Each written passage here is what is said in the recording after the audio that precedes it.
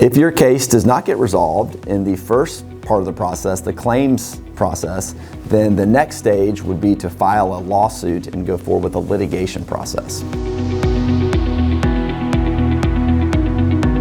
One of the questions that we always get is, now, Josh, that we filed this lawsuit, does this mean that my case is automatically going to go to court and go in front of a judge or a jury? And the answer is absolutely not. What we often see is that filing the lawsuit triggers another harder look by the insurance company about the merits of your case. They hire defense attorneys to defend their insureds who've just been sued. They ask input from their defense attorney about what the case, the value is. And so the process is an ongoing potential discussion about resolution. So just because you file this lawsuit, please don't think that means the case is automatically going to go to trial. Once the lawsuit is filed, it has to be formally served, handed to the person who has been sued. That automatically, or that triggers the legal requirement to file a response. They have 30 days to file the response. And then once they do, again, lawyers are typically involved at that point, and then the discussion becomes between us as the law firm for the plaintiff and the other law firm is law firm for the defendant. The next question we get is, how long is this process going to take?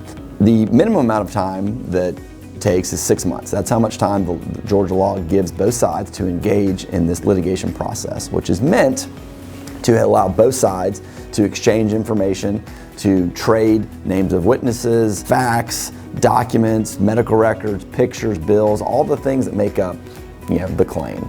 Because the way I describe it to clients, it's like at the end of it, everybody is playing poker with all of their cards faced up front so that both sides know exactly what is going on.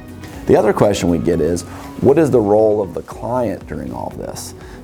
There's basically 3 things that a client needs to continue doing. Number 1, if they're still treating, they need to continue following the doctor's instructions and orders. Number 2, there's a set of written questions that are exchanged called interrogatories that we will need the client's help in answering. And number 3, it would be sitting for a deposition where the other attorney comes and asks questions. The third stage of the litigation process would be that part, participating in discovery and participating in the deposition process. So that's what we're going to talk about next.